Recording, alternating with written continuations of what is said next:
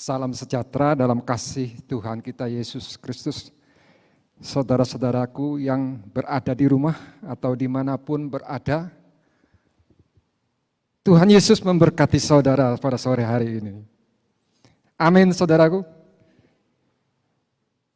Kita sedang menghadapi permasalahan yang global saat ini. Namun satu hal kita harus ingat, bahwa Tuhan Yesus itu tidak pernah meninggalkan kita. 1 Petrus pasal 5 ayat 7 mengatakan, yang selalu mengingatkan bahwa Tuhan itu selalu memikirkan saya dan saudara. Setiap orang yang percaya kepadanya ada di dalam pikiran daripada Tuhan Yesus Kristus. Dan dia selalu mengawasi apapun segala yang berhubungan dengan kehidupan saudara. Saat ini percayalah bahwa Tuhan itu selalu mengawasi dan melakukan yang terbaik bagi kita semua. Nah, saudaraku yang dikasihi dalam kasih Tuhan, kita lakukan apa yang dianjurkan oleh pemerintah. Ya, cuci tangan dan lain sebagainya. Tapi satu hal kita harus ingat, dalam menghadapi permasalahan yang ada sekarang ini, jangan sampai iman kita itu goyang. Jangan sampai iman kita itu goyah. Nah, saudara, banyak janji-janji firman Tuhan yang Tuhan sudah berikan bagi kita. Seperti burung Raja Wali, waktu dia melihat bagaimana besarnya badai yang datang. Tapi dia lihat dari kacamata yang positif. Waktu dia lihat badai itu datang, itu kesempatan dia untuk naik lebih tinggi. Untuk naik lebih tinggi. Naik lebih tinggi. Saudara yang kasih Tuhan, firman Tuhan menjanjikan banyak hal bagi kita, supaya kita itu berharap dan datang kepada Tuhan dan berlindung kepadanya. Karena dia itulah sahabat kita yang setiawan, yang tidak pernah meninggalkan dan selalu memperhatikan kita. Mari kita sama-sama bangkit berdiri pada sore hari ini. Kita baca firman Tuhan yang tertulis di dalam Ibrani pasal 11 ayat yang ke-7. Ibrani pasal 11 ayat yang ke-7 berbunyi demikian. Dari sebab iman juga Nuh mempersediakan sebuah bahtera akan menyelamatkan seisi rumahnya dengan berasa takut tatkala ia difirmankan Allah dari hal perkara-perkara yang belum kelihatan, maka menurut imannya itu ia menyalahkan isi dunia ini serta mewarisi kebenaran yang menurut iman itu. Haleluya, saudaraku ya. Firman Tuhan itu selalu menguatkan kita, selalu menghiburkan kita, selalu memberikan jalan keluar dari setiap permasalahan yang kita hadapi. Tak pernah firman Allah itu membuat kita khawatir, panik, tapi selalu memberikan ketenangan, sejahtera, pengharapan kepada Tuhan. Di dalam Ibrani pasal 11 ayat 7 ini, ada satu pelajaran yang kita bisa pelajari, saudaraku. Apa yang harus kita lakukan dalam menghadapi situasi seperti sekarang ini? Apa yang Tuhan kehendaki kita perbuat di dalam menghadapi saat-saat seperti sekarang ini? Hanya kita ketahui di saat kita belajar lagi. Sekali belajar merenungkan firman Allah. Sebab firman itu tidak pernah berubah. Bagaimanapun dan kondisi apapun, firman Allah itu tidak pernah berubah. Begitu juga Tuhan kita Yesus Kristus tidak pernah berubah. Nah, saudaraku, Waktu Nuh mendengar berita yang disampaikan oleh Allah kepada dia, mengapa Tuhan itu berfirman kepada Nuh? Bukankah banyak orang lain pada waktu itu? Kenapa Nuh menjadi orang satu-satunya di mana Tuhan bisa menceritakan segala isi hatinya kepada orang yang dikasihinya ini? Saudaraku, kalau kita menjadi orang yang dikasihi oleh Allah, Allah akan banyak cerita kepada kita. Isi hatinya akan diceritakan kepada kita. Apa yang akan dia lakukan akan diberitahukannya kepada kita. Karena kita ini tempat dia mencurahkan isi hatinya. Nah saudaraku, Nuh ini kenapa bisa menjadi satu orang yang bisa mendengar, menerima firman Allah di saat-saat peristiwa yang akan terjadi yang belum nampak. Semua berjalan dengan baik pada waktu itu. Semua orang itu melakukan kegiatan seperti biasa. Makan, minum, pesta pora, kawin, mengawinkan. Tapi di tengah-tengah situasi seperti itu, Tuhan berkata kepada Nuh bahwa Tuhan itu sudah menyesal. Tuhan itu menyesal menciptakan manusia, sebab manusia itu merusakkan jalannya di bumi ini. Apa yang akan dilakukan oleh Tuhan, dia ceritakan kepada Nuh. Saudaraku, dia akan mendatangkan air bah yang pada waktu itu secara logika tidak mungkin terjadi. Tetapi Tuhan sudah memberitahukan hal-hal yang akan terjadi, yaitu air bah akan memusnahkan semua manusia yang ada di bumi ini. Rahasia hati Tuhan diberitahukan kepada orang yang takut akan Tuhan. Tuhan akan banyak cerita, banyak bercerita kepada orang-orang yang takut akan Tuhan. Kalau kita membaca, saudaraku, riwayat Nuh ini, Tuhan memberikan referensi tentang kehidupan Nuh ini ada seorang yang benar, seorang yang menjauhkan dirinya dari yang jahat, seorang yang tulus di hadapan Tuhan. Dan juga Nuh ini seorang yang hidup bergaul dengan Allah.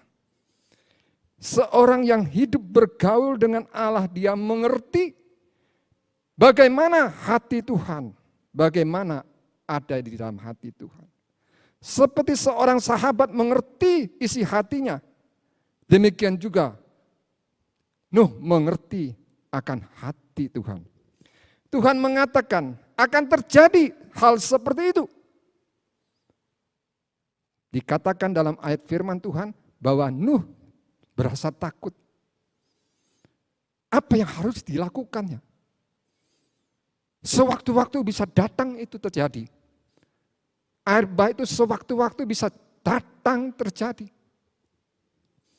Apa yang harus dilakukan? Seperti kita sekarang, apa yang harus kita lakukan? Tapi jawaban dan solusinya itu ada di dalam tangan Tuhan. Amin saudaraku. Katakan solusinya itu ada di dalam tangan Tuhan. Tuhan punya solusi atas setiap permasalahan kita. Dialah Allah yang Maha Kuasa. Tuhan punya solusi untuk menghadapi hal itu. Sebab itu setiap kali menghadapi masalah waktu Tuhan Yesus bersama murid-muridnya, Tuhan katakan tenang. Ini aku, jangan takut. Tenang, ini aku, jangan takut. Dengar apa yang Tuhan katakan dalam firman. Turuti apa yang Tuhan katakan dalam firman. Saudaraku, waktu saya mendengar, memperhatikan apa yang ada terjadi sekarang ini, satu pemikiran di dalam hati saya. Ada satu pemikiran di dalam hati saya. Saya mulai mereview, mulai ngoreksi melihat kehidupan saya. Seperti Nuh waktu dia mendengar itu, dia ingat kepada keluarganya. Dia ingat kepada keluarganya. Perhatikan baik-baik. Dia ingat kepada anak-anaknya, istrinya, menantunya. Apakah kita ingat akan keluarga kita? Yesus itu selalu memikirkan orang-orang yang dekat sama kita. Bukan hanya diri kita, dia selalu memperhatikan. Anggota keluarga kita, istri kita, anak-anak kita, karyawan kita, semua orang yang berhubungan dengan kita itu ada di dalam pikiran Tuhan. Tuhan memberikan satu solusi yang luar biasa. Tapi solusi yang diberikan Tuhan ini berbeda jauh dengan apa yang dipikirkan oleh orang pada zaman Nuh. Yaitu membuat sebuah bahtera. Membuat sebuah bahtera yang begitu besar. Di dalam firman Tuhan dikatakan, hanya Nuh seorang yang didapati, seorang yang tulus, benar, dan bergaul dengan Allah. Saya kadang berpikir bagaimana kita bergaul hidup dengan Allah. Salah satu bagian di dalam hidup kita bergaul dengan Allah itu adalah di saat kita bergaul dengan firman Allah. Di saat kita berdoa. Di saat kita bergaul dengan Tuhan itulah saat kita bergaul dengan Allah. Di sana kita bisa melihat, belajar banyak apa kehendak Tuhan. Bagaimana dia memberikan jalan tuntunan dalam hidup kita. Apa yang harus kita lakukan. Apa yang harus kita jalani di dalam hidup hari demi hari. Firman Allah itu menuntun kita. Allah berbicara melalui firman-Nya. Nah, Nuh seorang yang tulus hatinya. Tulus hatinya apa adanya di hadapan Tuhan. Tidak ada yang ditutup-tutupi. Hati yang jujur di hadapan Tuhan. Seorang yang benar di hadapan Tuhan. Nah saudaraku, solusi yang Tuhan berikan adalah disuruh membuat sebuah bahtera. 300 hasta panjangnya, lebarnya 50 hasta dan 30 hasta tingginya. Bukan kapal-kapalan saudaraku, tetapi kapal yang besar panjangnya 300 hasta, kira-kira itu 150 meter lebih. Padahal Nuh ini belum pernah punya pengalaman membuat sebuah kapal. Tapi Allah itu bisa memberikan kemampuan kepada Nuh. Dia berikan kemampuan kepadamu bagaimana cara membuat sebuah kapal. Segala konstruksinya dan bagaimana bahannya dan sebagainya.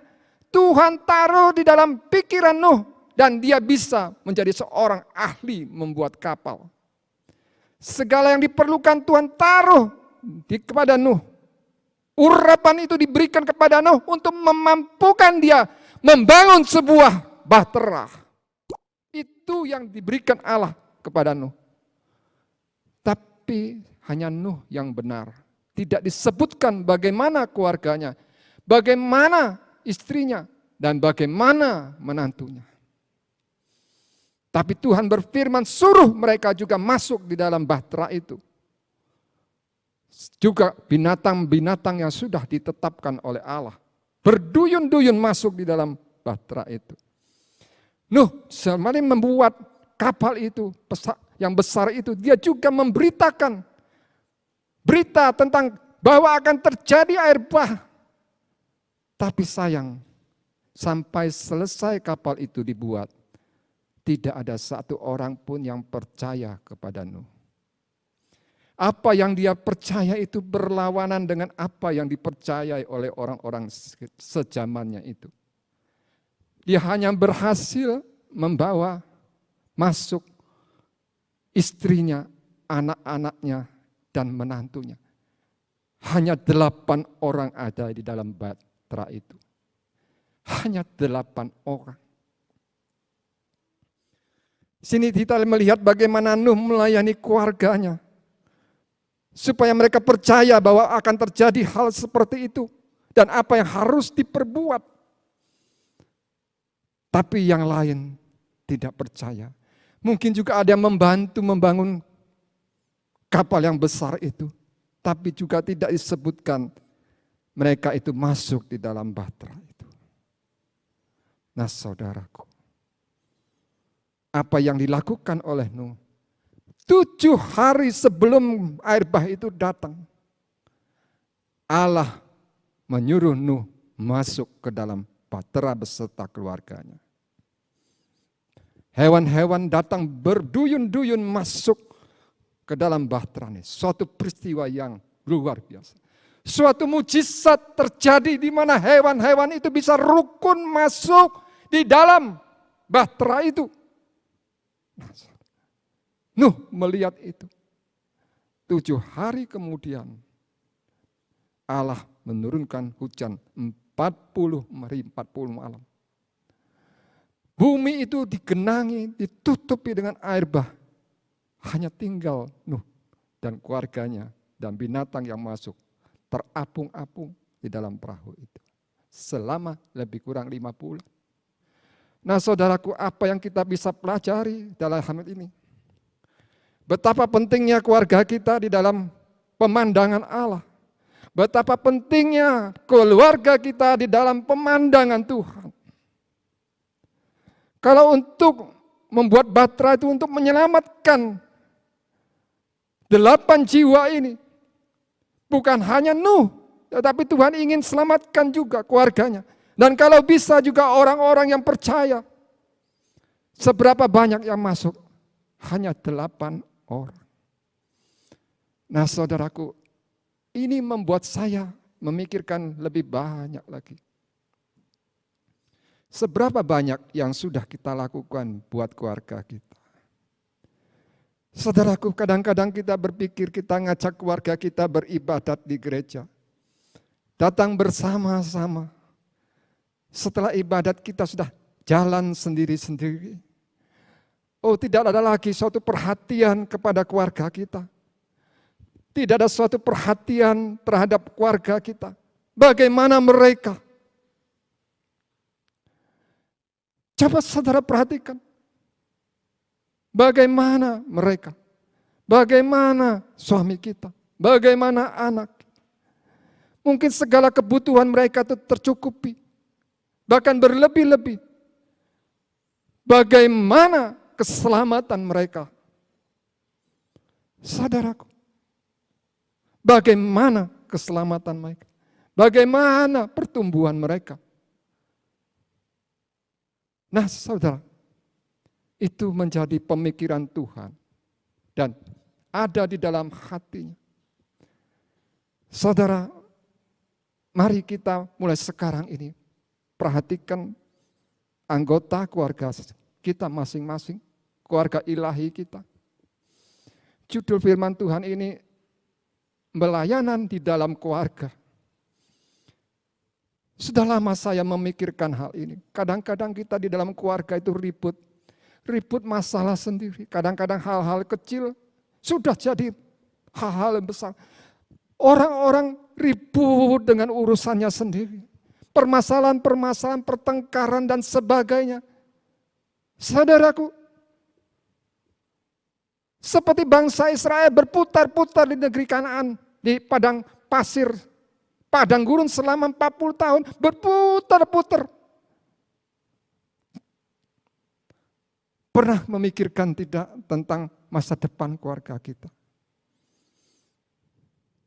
Adakah kita kasih waktu bagi mereka? Adakah kita kasih waktu bagi mereka? Adakah kebersamaan kita bersama dengan mereka? Untuk lebih mengenal, banyak komunikasi dengan mereka, banyak kita bicara firman Tuhan. Saya yakin yang kita hadapi sekarang ini suatu peringatan kepada kita semua. Untuk kita bangun dari tidur. Perhatikan keluarga kita, orang-orang dekat kita masing-masing. Saudaraku, mengapa kepikiran ini datang dalam pikiran saya? Kita baca di dalam Mazmur pasal 33. Suatu ayat yang sudah semua orang hafal, saudaraku. Ya, Mazmur 133, ayat pertama sampai yang ketiga. Ini pasalnya pendek, saudaraku, tapi luar biasa. Mazmur pasal 133, ayat pertama sampai yang ketiga. Nyanyian Hamalat dari Daud. Lihat apalah, bagaimana baiknya dan bagaimana manisnya apabila orang yang bersaudara itu lagi duduk bersama-sama. Dalam terjemahan baru dikatakan duduk dengan rukun, tinggal dengan rukun. Di dalam terjemahan lain lagi bahasa Inggris, tinggal di dalam kesatuan. Adalah yaitu seperti minyak yang indah-indah pada kepala, yang turun kepada janggut, yaitu janggut Harun, lalu turun sampai ke leher jubahnya. Ayat yang ketiga, adalah yaitu seperti embun dari Hermon yang turun kepada bukit-bukit Sion, karena di sanalah disuruhkan Tuhan berkat dan kehidupan sampai selama-lamanya. Di dalam terjemahan lain, saudaraku, dikatakan demikian, saudaraku. Alangkah mengagumkan dan betapa menyenangkan apabila kaum keluarga hidup dalam kerukunan. Karena kerukunan itu sama berharganya seperti minyak pengurapan yang harum wangi, harum semebrak yang dicurahkan kepada kepala Harun, lalu mengalir ke janggutnya dan pinggiran jubahnya. Dan kerukunan itu menyegarkan seperti embun dari gunung Hermon. Saudara, kalau kita hidup rukun, saudaraku, hidup bersatu dalam satu keluarga, rukun, tidak ada pertengkaran, tidak ada permasalahan, tidak ada keakuan, saudaraku. Tuhan katakan betapa mengagumkannya. Perhatikan baik-baik. Betapa mengagumkannya. Ada sesuatu yang terjadi di balik kata mengagumkan.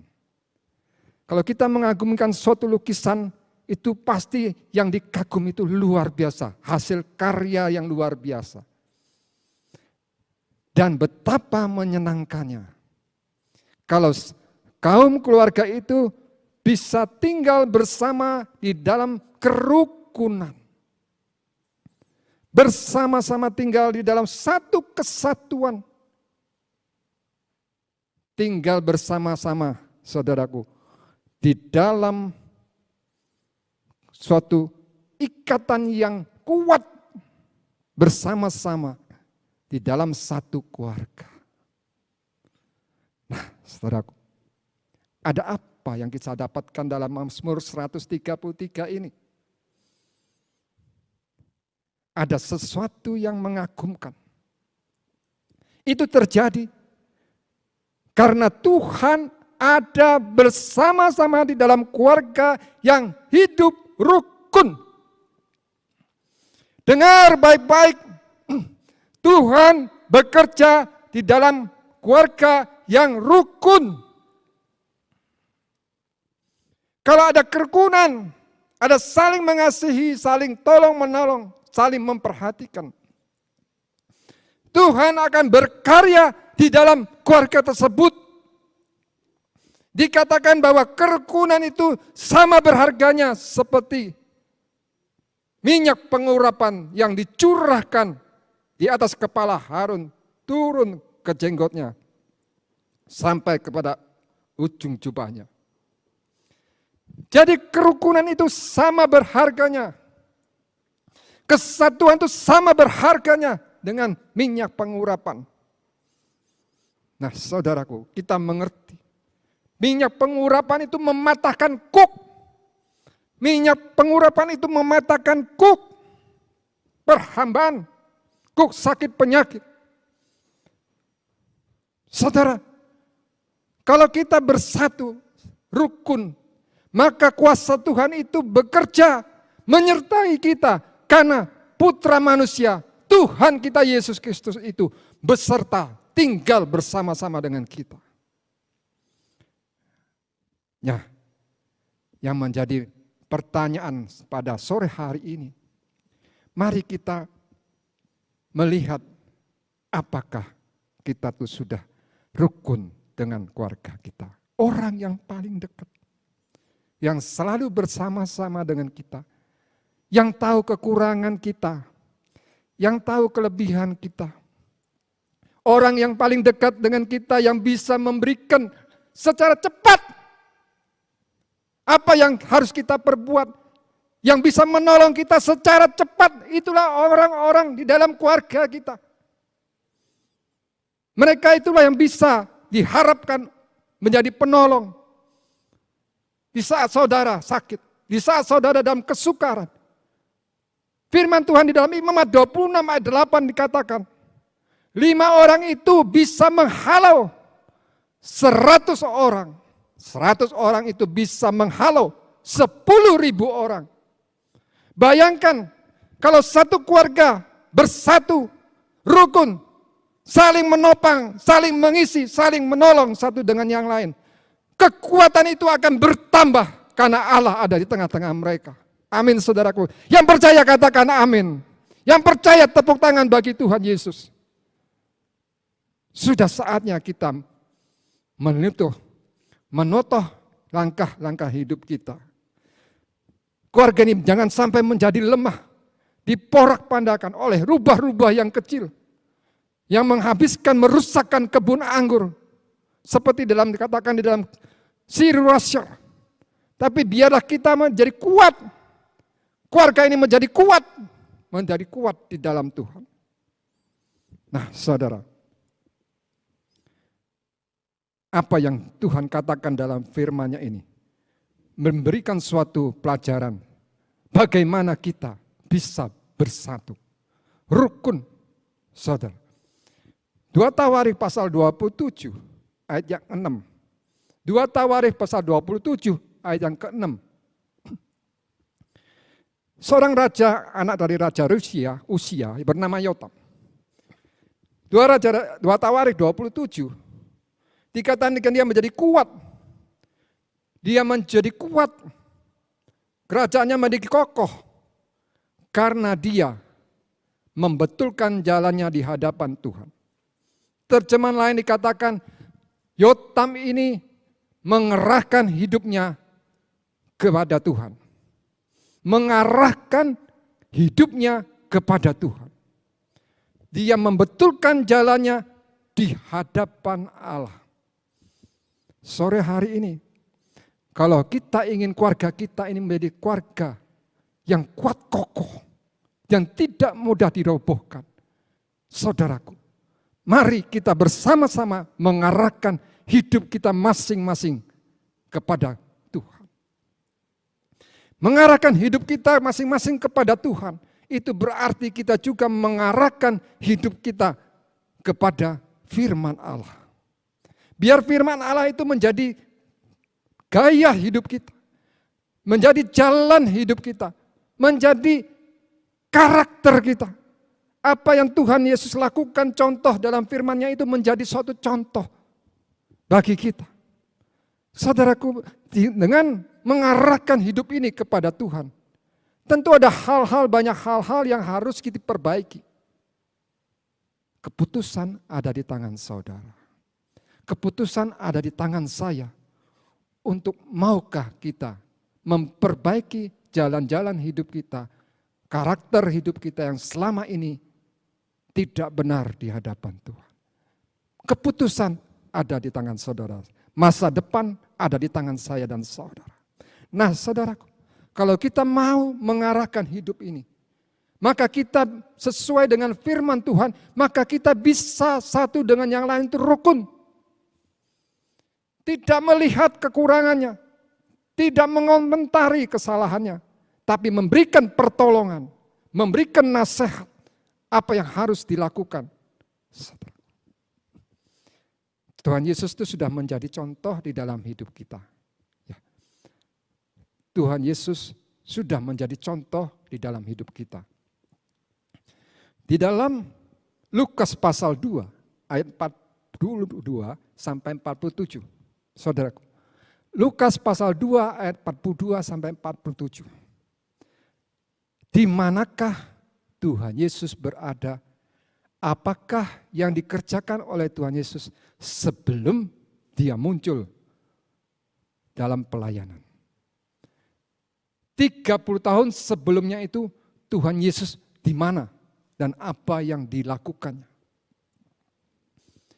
Ada beberapa yang kita bisa pelajari, yang dituliskan oleh firman Tuhan di dalam kehidupan kita. Lukas pasal 2 ayat 42 sampai 47. Saudaraku, sana kita bisa melihat waktu Tuhan Yesus diajak oleh ayah dan ibunya untuk pergi ke Yerusalem untuk merayakan hari raya Paskah. Pulang dari perayaan mereka, ketinggalan Tuhan Yesus. Setelah 3 hari mereka mencari, ketemu Tuhan Yesus di bait Allah. Tuhan Yesus sedang berbicara, bercakap, bersoal jawab dengan alim ulama. Umur 12 tahun. Saudara katakan 12 tahun sudah hikmatnya luar biasa. Saudaraku, waktu dia disuruh pulang oleh ayah ibunya, istilah kata Jawa itu tidak ngeyel, saudaraku. Langsung dia menuruti perintah ibu bapaknya pulang ke rumah. Saudaraku, umur 12 tahun. Tapi dia menurut perintah ibu bapaknya.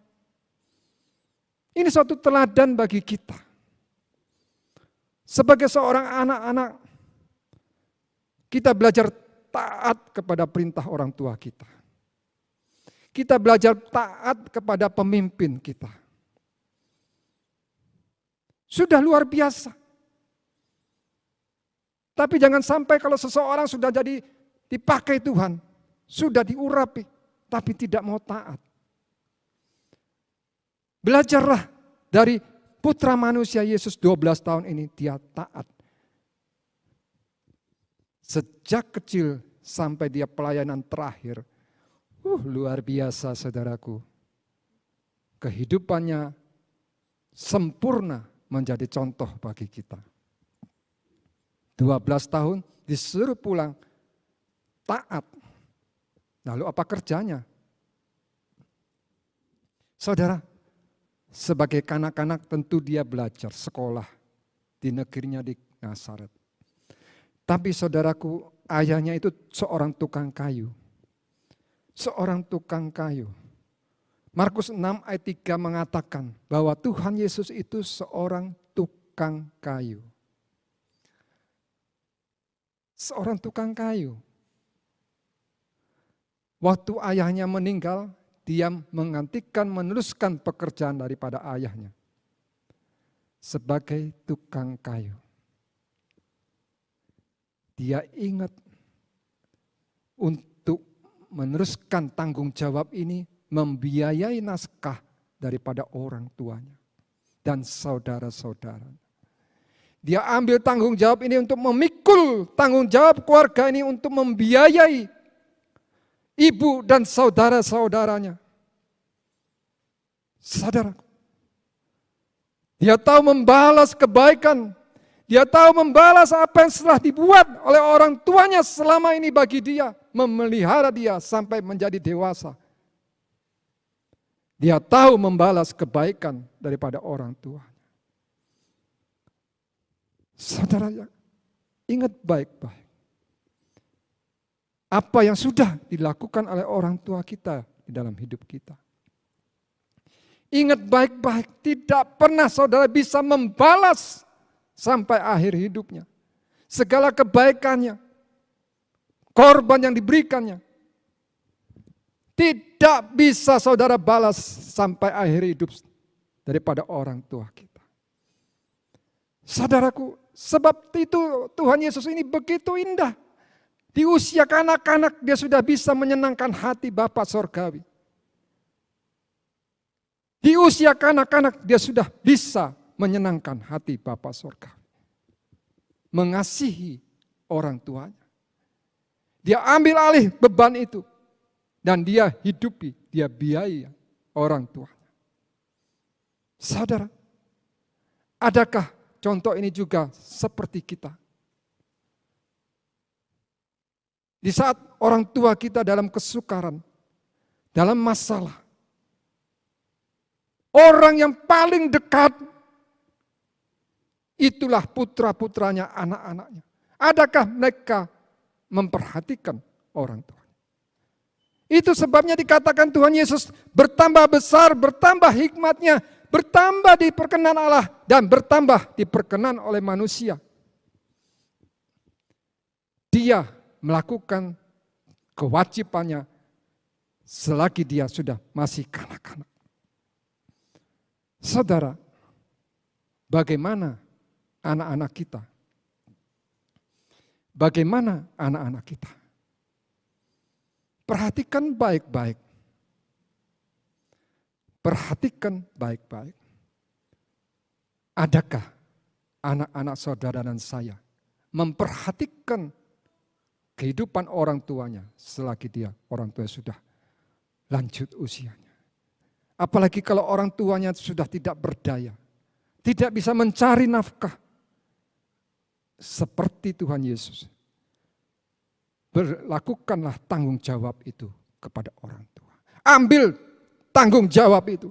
Ambil beban keluarga itu untuk memelihara orang tua saudara dan saudara-saudara yang mungkin bisa belum bekerja. Saudara yang mampu angkat beban itu tidak akan pernah sia-sia. Itu menyenangkan hati Tuhan dan memperkenankan Tuhan. Usia yang begitu muda sudah menyenangkan hati Tuhan. Nah saudaraku, disebut tukang kayu pun dia tidak malu. Disebut tukang kayu pun tidak malu. Saudaraku, itulah Tuhan kita Yesus Kristus. Saudaraku, satu hal lagi. Di tengah-tengah saudaranya, yang semula tidak percaya kepadanya. Itu tulis di dalam Yohanes pasal 7 ayat yang kelima. Pada waktu ada perayaan pondok, hari raya pondok, Tuhan Yesus disuruh saudara untuk pergi ke merayakan hari raya pondok itu. Saudara berkata demikian, kalau orang ingin terkenal, jangan sembunyi. Kan Tuhan Yesus bisa melakukan itu. Nah sekarang kesempatannya tunjukkan kepada dunia ini. Supaya murid-muridmu juga bisa melihat mujizat-mujizat yang engkau lakukan. Tapi Tuhan menjawab demikian. Saya heran sebetulnya. Ini suatu pelajaran yang bagus. Tuhan selalu menjawab setiap pertanyaan yang diajukan kepadanya. Tuhan selalu menjawab setiap pertanyaan yang diajukan kepadanya. Kalau dia diajak bicara, dia selalu menjawab. Tidak pernah diam. Kalau kita diajak bicara oleh pasangan kita dan saudara diam, bisa salah paham saudara. Komunikasi yang jelek itu menimbulkan permasalahan. Di dalam satu keluarga harus ada komunikasi. Harus ada komunikasi. Dengar baik-baik, di dalam keluarga harus ada komunikasi. Yesus waktu mendengar ini tidak diam. Dia bicara. Kesempatan itu selalu ada pada kamu. Tapi bagi saya, Tidak selalu. Dunia ini mengasihi kamu, tapi mereka tidak mengasihi saya. Pergilah engkau dahulu, waktuku belum tiba. Mereka mengasihi engkau, mereka membenci saya karena saya selalu menyatakan kejahatan mereka. Saudaraku, Tuhan Yesus tidak pernah kompromi terhadap perkara dosa. Saudara, waktu dia menghadapi pertanyaan, perkataan saudaranya ini, tidak membuat Tuhan Yesus itu tersinggung. Tapi dia memberikan suatu solusi. Dia memberikan suatu nasihat kepada saudaranya ini. Memberikan suatu teladan kepada saudaranya. Tuhan Yesus mengatakan bahwa dia tidak ingin dikenal. Tidak ingin terkenal. Iblis pun sampai mempromosikan dia, katakan, jangan kamu masyhurkan aku. Tuhan Yesus tidak mau sekali-sekali dibuat terkenal. Itu Tuhan kita. Dia berikan nasihat, diberikan nasihat. Saudara, kalau kita lihat keluarga kita ada yang salah, jangan diam. Jangan berbantah-bantah. Jangan marah. Berikan nasihat firman Tuhan.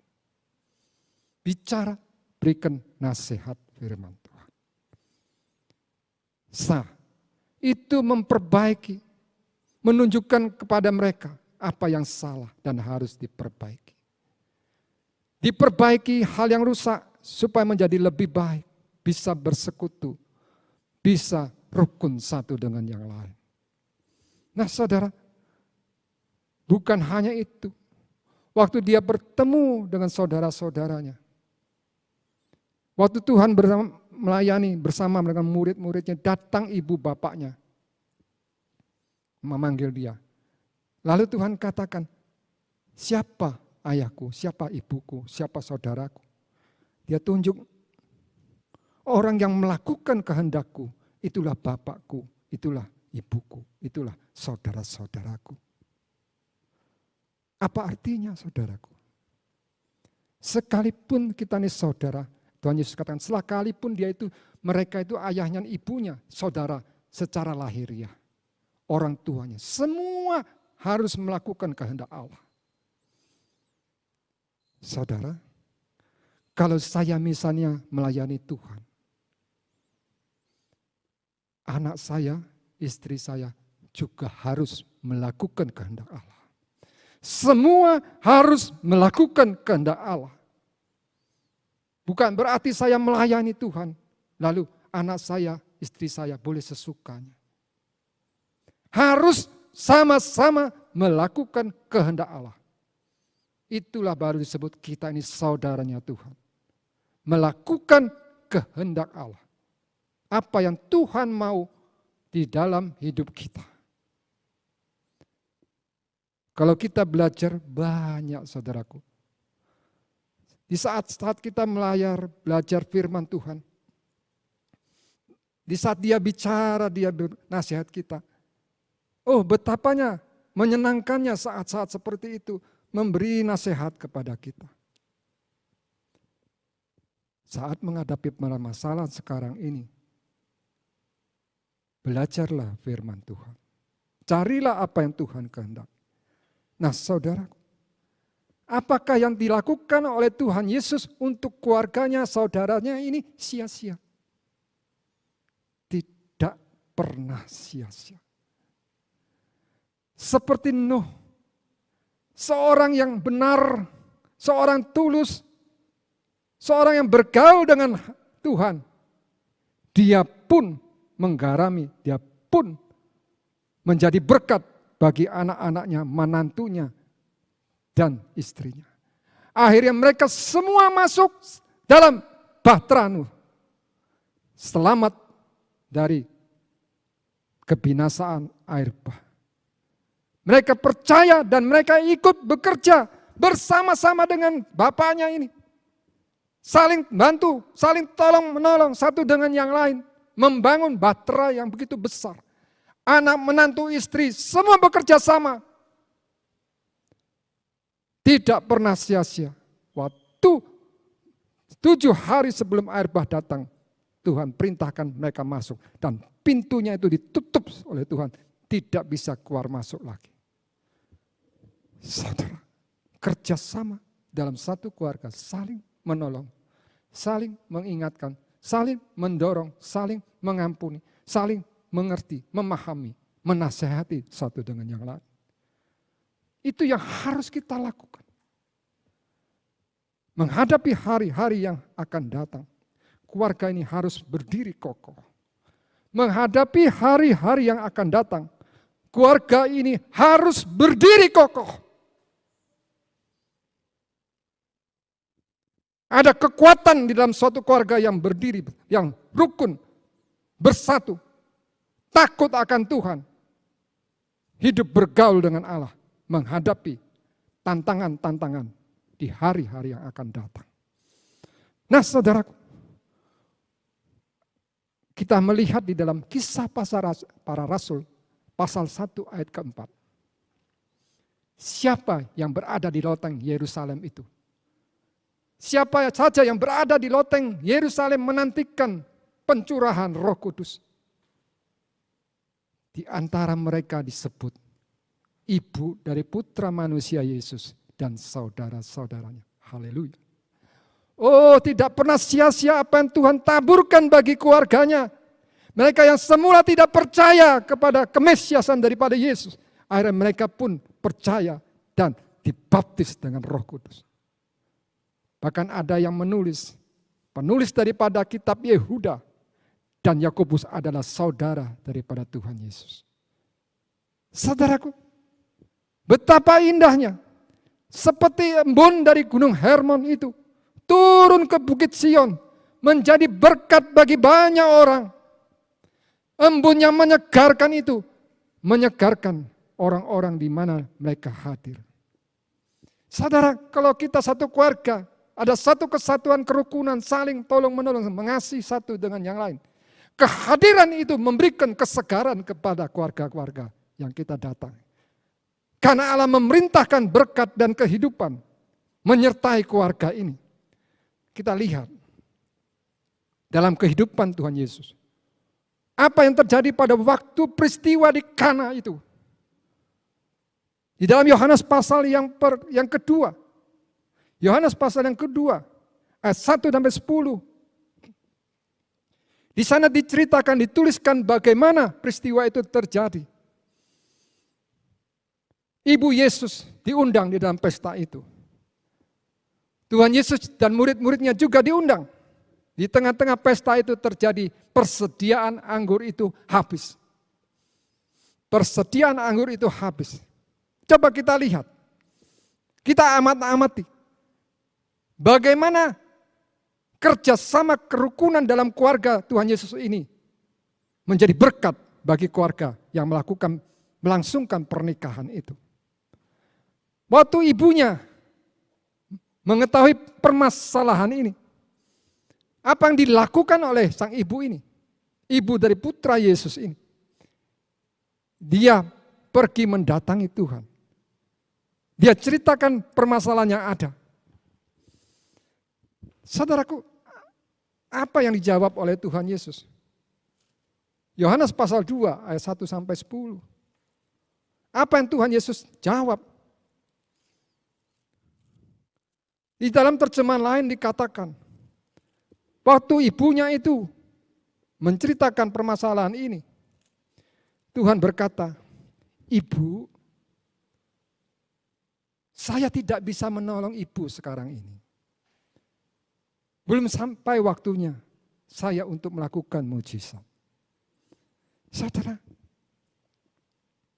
kalau kita baca dalam terjemahan lama berkata demikian, Yohanes pasal 2 ayat ke-4, "Hai perempuan, apakah yang kena mengena di antara aku dengan engkau? Saatku belum sampai." Saat Tuhan belum sampai. Di dalam terjemahan lain berkata, "Ibu, saya tidak bisa menolong ibu sekarang ini." Saudaraku, mendengar kata-kata ini, saya bisa membayangkan betapa Yesus itu mengasihi ibunya. Betapa Tuhan Yesus itu mengasihi ibunya. Adakah saudara mengasihi orang tua kalian? Kata-kata yang lembut ini diucapkan oleh Tuhan Yesus. Ibu, saya sekarang ini tidak bisa menolong ibu. Sebab kenapa? Belum sampai waktunya saya ini untuk melakukan mujizat. Saudara, waktu pesta ini berlangsung dan kekurangan, kehabisan persediaan anggur. Tuhan sudah tahu. Tuhan sudah mempunyai solusinya. Tuhan sudah tahu apa yang harus dia lakukan bagi keluarga ini. Tapi saudara lihat kerjasama antara seorang ibu dan seorang putra. Luar biasa. Ibu, saya tidak dapat menolong ibu sekarang ini. Karena waktunya belum tiba untuk saya melakukan mujizat. Tuhan Yesus tahu waktunya. Dan apa yang harus dia perbuat adalah melakukan mujizat. Adalah melakukan mujizat untuk menolong keluarga ini. Nah, ibunya mengerti. Lalu dia suruh pelayan-pelayan itu, kalau dia berkata, putra manusia ini berkata apa, menyuruh kamu lakukan, lakukan.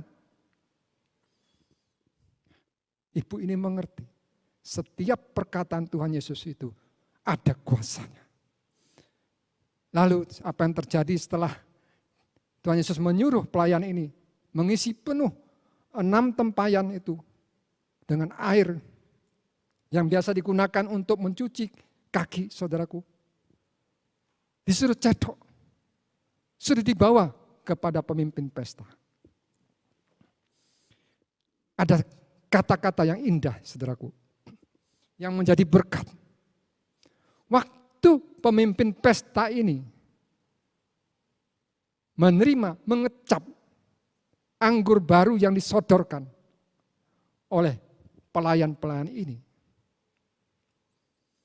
Dipanggil oleh pemimpin pesta ini yang sedang mengadakan pesta, dipanggil. Dia ngomong begini. Di dalam terjemahan lain dikatakan begini. Sedap banget anggur ini. Coba kita perhatikan. Sedap benar anggur ini. Biasanya tuan rumah yang mengadakan pesta selalu itu menghidangkan anggur yang paling baik. Nah, setelah tamu-tamu itu puas minum, baru dihidangkan anggur yang lebih murah harganya. Tentu kurang enak. Tapi karena sudah puas minum, diberikan yang kurang enak. Karena yang enak sudah habis. Tapi saudara ini berbeda dengan kebanyakan orang. Perhatikan kalimat ini saudaraku. Saudara ini berbeda dengan kebanyakan orang. Kenapa berbeda? Karena ada Yesus di dalam pesta itu. Karena ada ibu Yesus di dalam pesta itu. Saudara jadi berbeda dengan kebanyakan orang. Saudara berbeda dengan kebanyakan orang. Kenapa? Sebab saudara mempunyai anggur, menyimpan anggur yang paling baik dan baru dihidangkan paling akhir. Haleluya. Apa yang dibuat oleh Yesus itu selalu yang terbaik. Apa yang dilakukan oleh Tuhan Yesus bagi saudara dan saya itu selalu yang terbaik. Yang terbaik disimpan dan dihidangkan paling akhir.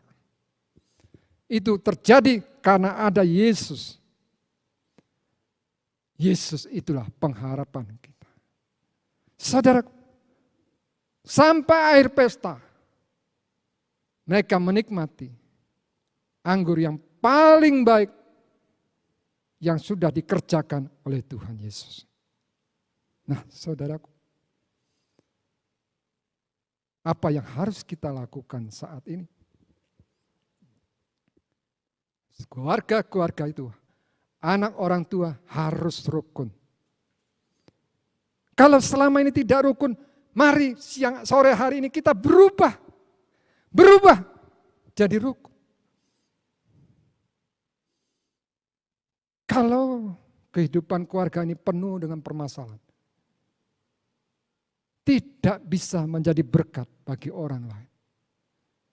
Keluarga yang rukun itu menyejukkan seperti embun dari Hermon yang turun ke bukit-bukit Sion. Karena kesanalah diperintahkan Tuhan berkat dan kehidupan sampai selamanya.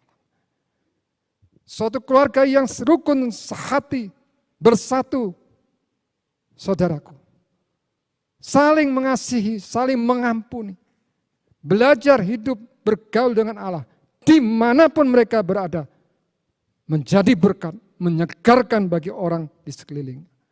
Saudara, biarlah hal yang kita pelajari boleh menjadi suatu renungan di dalam hidup kita. Adakah kita sudah menjadi berkat?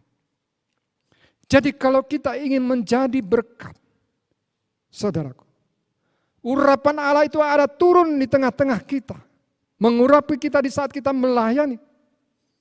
Diawali harus ada kerukunan di dalam keluarga kita. Harus ada kesatuan di dalam keluarga kita. Harus menjadi dasar dari kehidupan kita adalah firman Allah. Baru kita bisa bersama-sama. Kuasa Allah menyertai kita dan kita bisa menjadi berkat di tengah-tengah dunia ini, di sekitar kita. Saudara yang dikasihi Tuhan. Saudara, harus ada suatu komunikasi. Harus ada suatu kebersamaan. Saudaraku, kita lihat sekarang ini.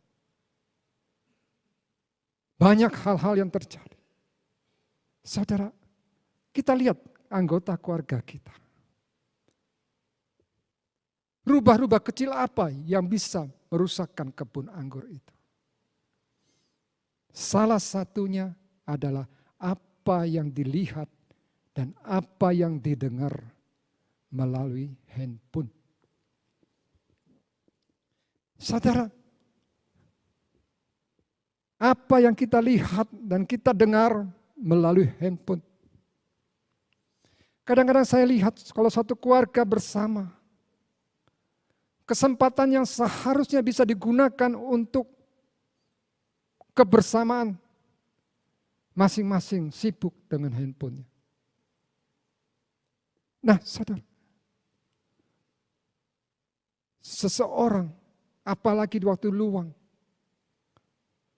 waktu membuka, mendengar apa yang dilihat, biar kita belajar apa yang kita lihat itu benar. Apa yang kita baca dan mendengar itu adalah baik bagi kita. Apa yang kita lihat dan kita dengar itu berguna bagi kita. Banyak waktu dihabiskan. Kenapa seorang bisa sampai kecanduan akan handphone? Akan apa yang ada di dalam, apa yang ada didengar dan dilihat. Karena hatinya sudah terikat. Tertarik dengan apa yang dia dengar dan dia lihat. Saudara, ini tidak hanya melanda orang-orang yang sudah dewasa, tetapi juga melanda dunia kanak-kanak. Kalau suatu saya masih kecil, anak-anak itu bermainnya kelereng, saudaraku. Main kelereng, mereka beberapa anak main kelereng termasuk saya, bermain kelereng. Main sembunyi-sembunyian, masak-masakan, saudaraku. Saudaraku, tapi sekarang itu sudah tidak ada lagi. Sudah diganti dengan suatu yang disebut handphone.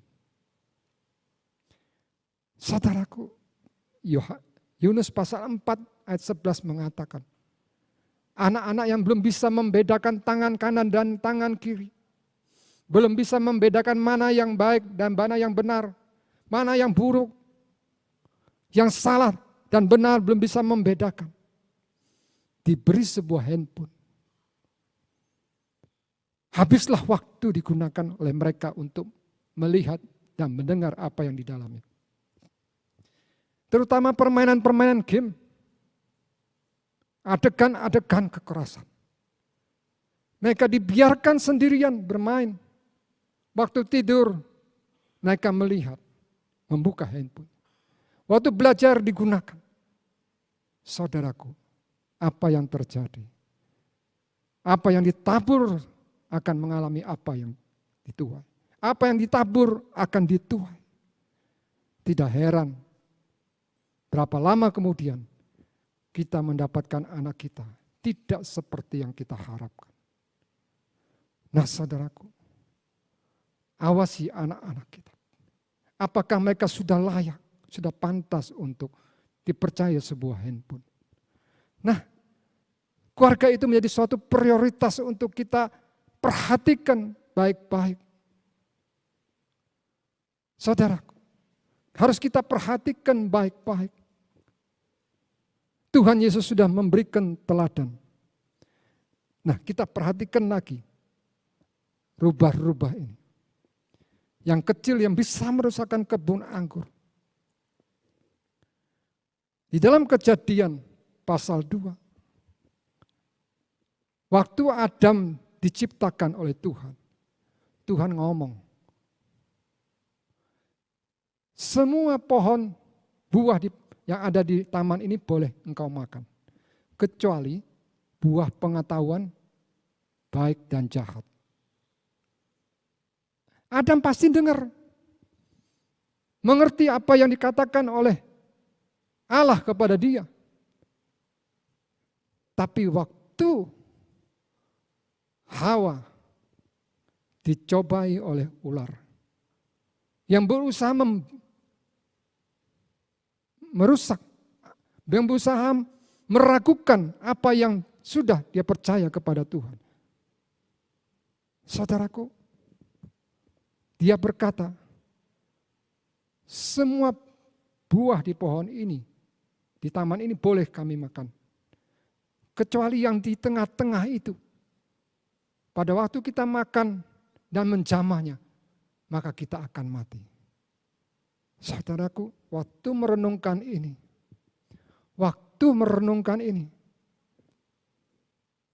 timbul pemikiran begini. Waktu dia makan Hawa ini, buah ini dia berikan kepada suaminya. Dan suami ini juga ikut makan. Padahal Adam tahu Allah sudah melarang dia untuk makan. Pada waktu dia makan, maka dia akan mati. Tetapi iblis berusaha memutarbalikkan kebenaran perkataan Tuhan. Waktu Hawa lihat buah itu, dia tertarik. Dan dia melakukannya, dia makan. Saudara, yang menjadi pertanyaan saya adalah, mengapa Adam tidak menolong Hawa saat itu? Yang menjadi pertanyaan saya adalah, mengapa Adam tidak menolong Hawa saat itu?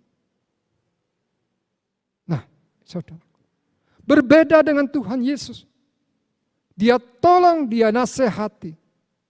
Tidak diam. Tapi Adam diam dan makan buah itu. Saudaraku, kita harus tolong. Kalau lihat pasangan kita, keluarga kita ada yang salah, jangan diam. Nasihati. Waktu saudaraku Abraham dan Sarah menantikan kelahiran seorang anak. Bertahun-tahun mereka mengharapkan seorang anak. Tapi Sarah ini tidak percaya akan janji Tuhan. Padahal Tuhan sudah berkata kepada Abraham akan memberikan keturunan kepada dia. 10 tahun ada di Kanaan, kemudian Sarah ini memberikan pembantunya kepada Abraham untuk menjadi istrinya. Lalu di sana dikatakan bahwa Abraham memutuskan untuk menurut apa yang dikatakan oleh istrinya di dalam Kejadian 16. Di sini saudaraku, andai kata Adam tidak menuruti perkataan istrinya, sejarah umat manusia itu akan berbeda. Andai kata Adam tidak menuruti perkataan istrinya, sejarah kehidupan manusia itu berbeda. Andai kata Abraham tidak menuruti perkataan istrinya Sarah, kehidupan mereka tidak akan mengalami goncangan, tidak menimbulkan permasalahan. Saudara, apa yang terjadi? Abraham akhirnya memutuskan juga untuk menuruti. Menuruti yang salah. Seharusnya saat itu Abraham juga harus menguatkan si Sarah. Yang kuat menolong yang lemah.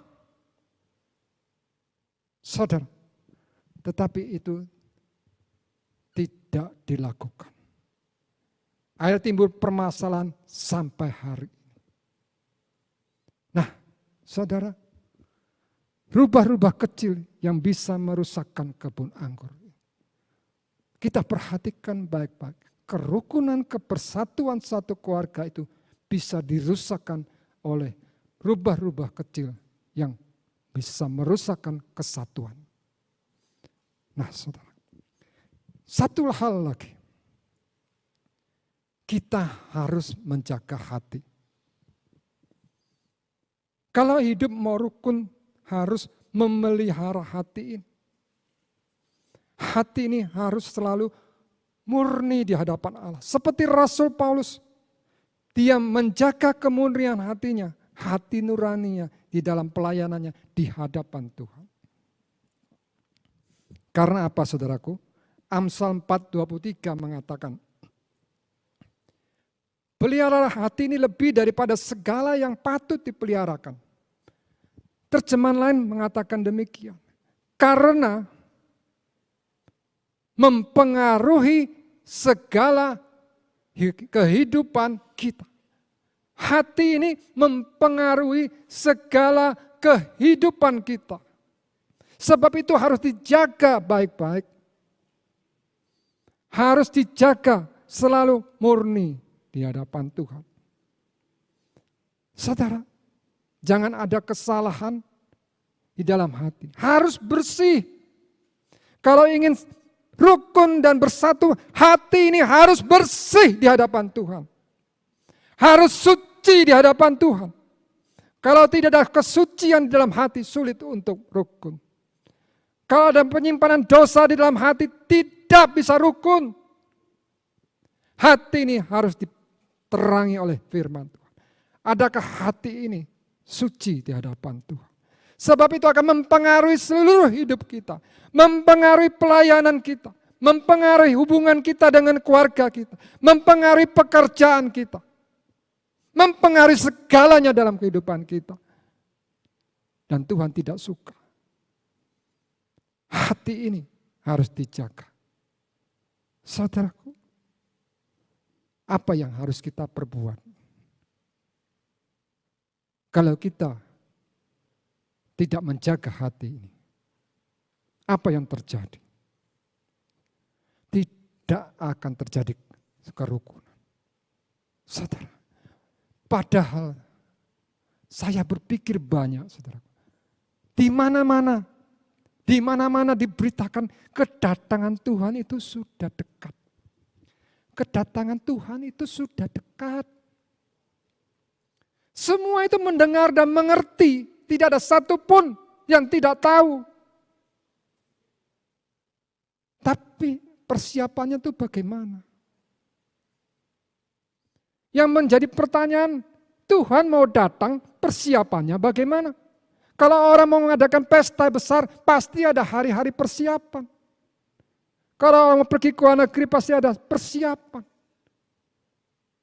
Saudaraku, Air bah mau datang, mereka masih pesta pora. Tapi Nuh dengan iman dia kerjakan, dia bangun bait Allah. Meskipun itu berbeda dengan orang-orang sekelilingnya. Meskipun sekitar kita tidak taat, tidak menurut. Biarlah kita menurut belajar membangun bahtera rohani kita. Keluarga kita. Bagaimana keluarga kita? Semua sudah tahu. Diberitakan banyak. Tapi masih sibuk. Masih banyak hal-hal yang belum diperbaiki. Saudara, tidak heran. Tidak heran Tuhan mengatakan. Dua perempuan yang bekerja mengiring. Satu diangkat, satu tertinggal. Dua yang bekerja di ladang, satu diangkat, satu ditinggal. Tidak heran. Satu mempersiapkan dirinya, satu tidak mau. Sibuk menuruti maunya, berjalan menurut jalannya sendiri. Nah saudara, apa yang terjadi sekarang ini mengingatkan kita, membangunkan kita untuk memperhatikan kehidupan kita, kehidupan anggota keluarga kita. Saudara, bagaimana sekarang kehidupan kita? Saudara yang kasih dalam kasih Tuhan, kalau kita dekat bersekutu dengan Tuhan, hidup bergaul dengan Tuhan, Roh Allah itu tinggal dalam kita. Beberapa hari lalu saya masih ingat waktu kami jemur-jemur, saudaraku, jemur-jemur panas matahari. Kamu yang kurus, ayo jemur. Saya dikatai demikian, yang kurus jemur. Saya nyeletuk, saudaraku. Virus itu gak takut kurus atau gendut. Sama saja, gak takut orang itu kurus apa gendut. Takutnya sama Roh Kudus. Saudara. Ya saya hanya iseng-iseng, saudaraku. Takutnya sama Roh Kudus. Juga enggak pernah mikir saya untuk mengatakan demikian. Takut sama Roh Kudus. Apa yang terjadi, saudaraku?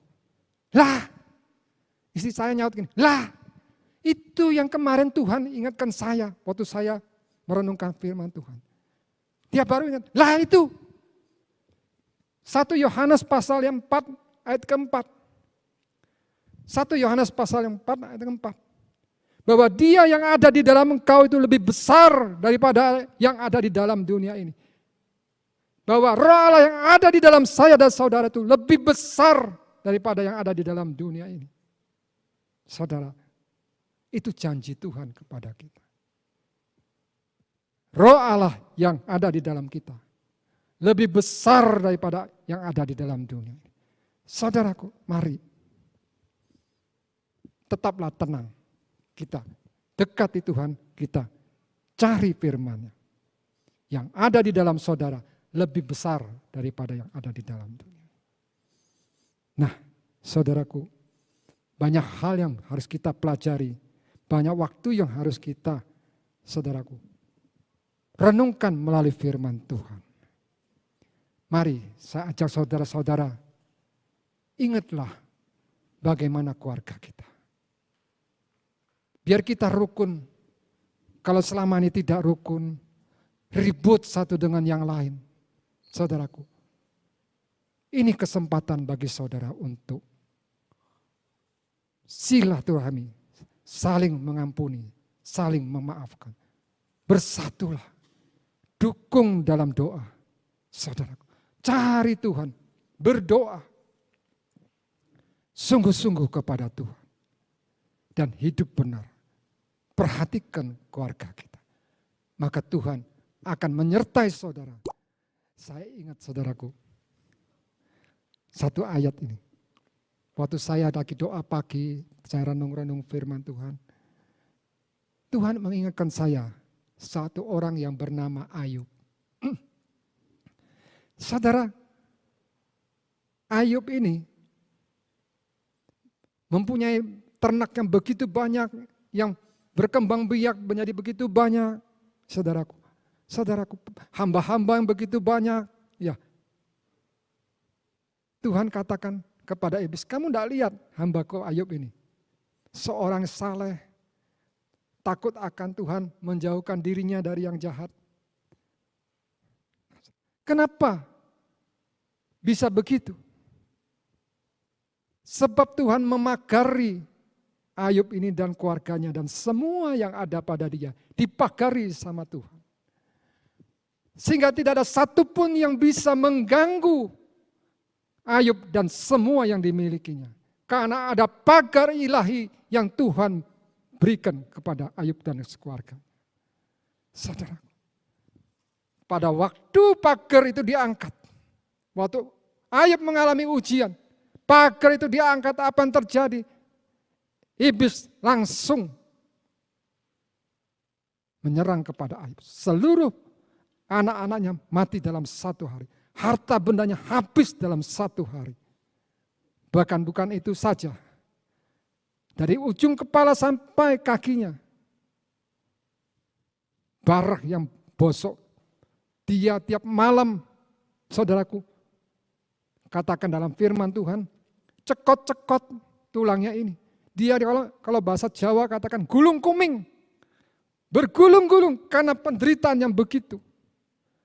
Tapi pada waktu Tuhan masih menaruh pagar itu tidak diangkat, dia hidup dalam damai sejahtera sekeluarga. Kenapa ada pagar?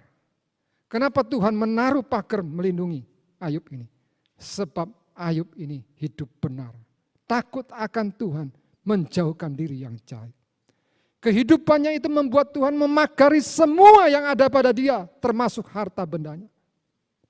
Kalau kita mau hidup benar, takut akan Tuhan, saudaraku, mengasihi Tuhan, hidup bergaul dengan Allah, Allah taruh pagar itu di dalam hidup kita. Allah pasti lindungi kita. Allah pasti melindungi saudara. Pagar itu ada, Tuhan beri. Hiduplah takut akan Tuhan. Mari kita berjalan menurut apa yang Tuhan katakan dalam firman. Biarlah renungan sore hari ini boleh menjadi berkat bagi saudara. Mari kita sama-sama berdiri. Saya ingin mengajak saudara menyanyikan suatu pujian.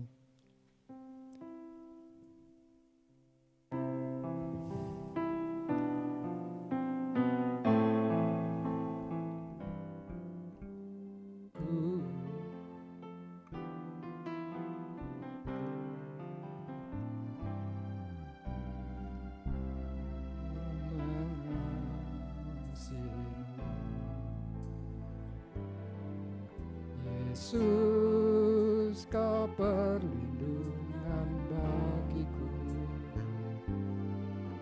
kau beriku kelepasan, kau beriku kemenangan, ku bersyukur, syukur padamu, ku mengasihimu, ku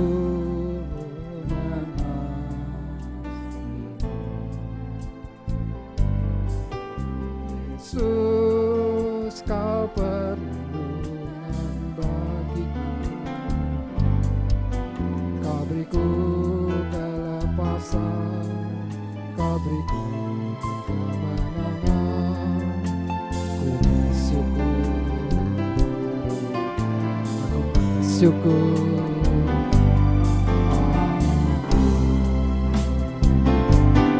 Hosana bagimu di tempat yang mati, hosana bagimu Yesus di tatamu, ku memujimu selalu, ku selamanya, sungguh Yesus puji padamu. Saudara, Shikin Rabalaba Shakaraba Ya rama-rama sataka ramatu rataka sakapaka. Ya rama-rama sitiki rataka takuramas. Sementara kita mendengar pujian, saudara, biar Tuhan melawat saudara. Tuhan menerangi setiap orang yang hadir. Tuhan mengingatkan kembali setiap keluarga-keluarga, anak-anak dan orang tua. Bagaimana keadaan mereka sekarang? Kalau ada suatu ketidakrukun, biar saudara pada sore hari ini berseru kepada Tuhan. Di hadapan hadirat Tuhan yang kudus, saudara mau memperbaiki jalan-jalan hidup saudara. Sungguh janji Tuhan itu ya dan amin.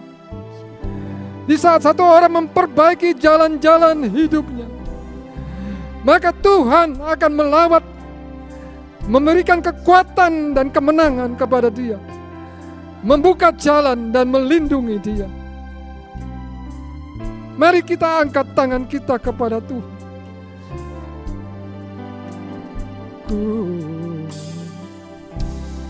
Hosana bagi di tempat yang bahagia. Bagi Yesus.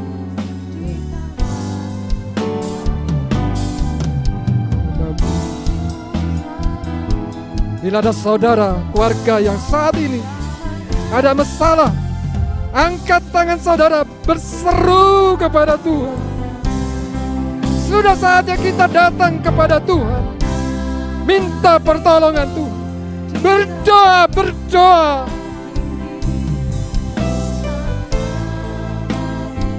Allah itu tempat perlindungan kita. Allah yang penuh belas kasihan itu. Berseru kepada Tuhan.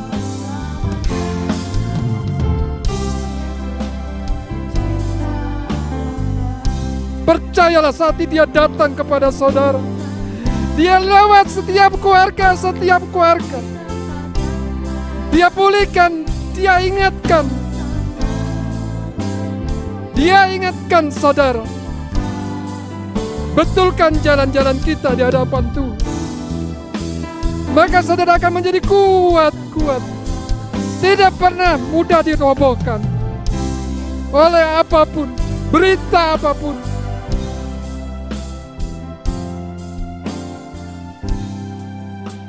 Tuhan mengasihi saudara. Selalu ada di dalam pikirannya saudara saat ini. Selalu ada dalam pengawasannya.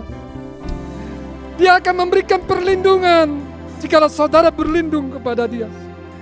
Apa yang harus kita lakukan? Cari Tuhan, cari hadiratnya. Cari dia.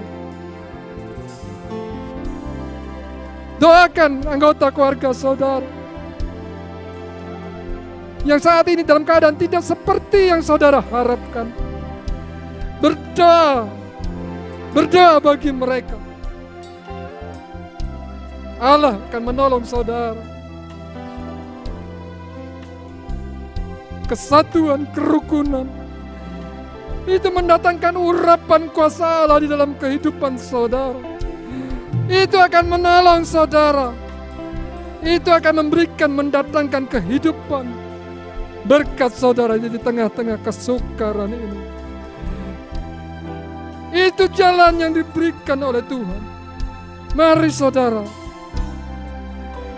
berseru kepada dia.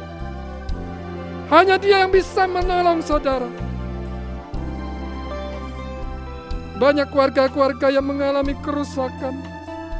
Sore hari ini berdoa. Allah mengasihi saudara lebih daripada yang saudara pikirkan.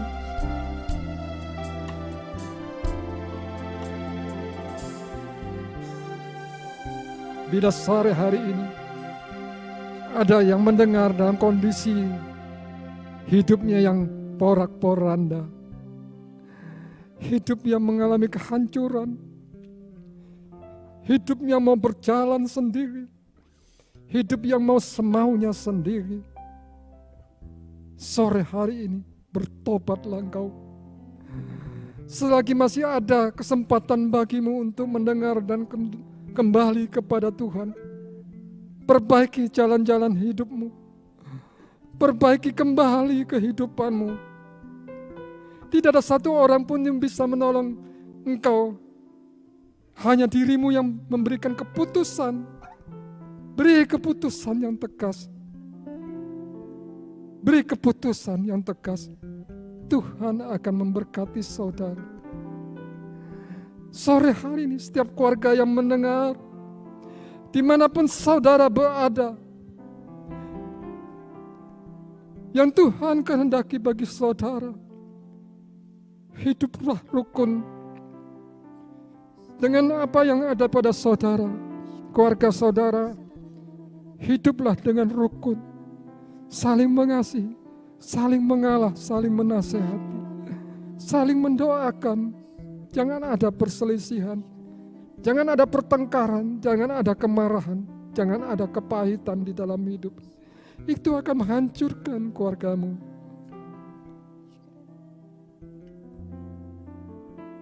Bapak Sorgawi, dengarlah doa kami sore hari ini. Kami tidak berdaya menghadapi masa-masa yang akan datang.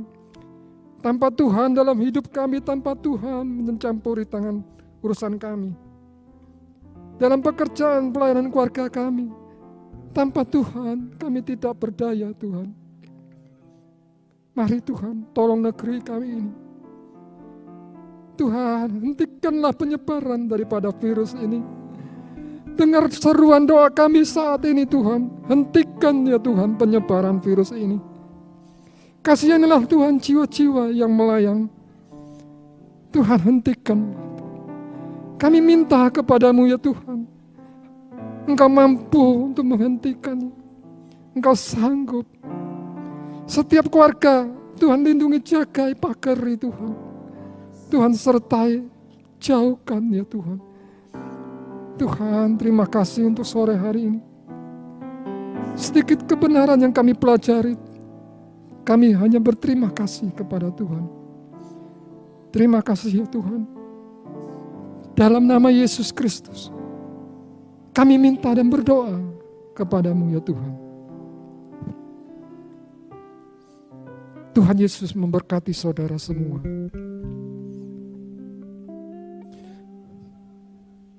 Amin.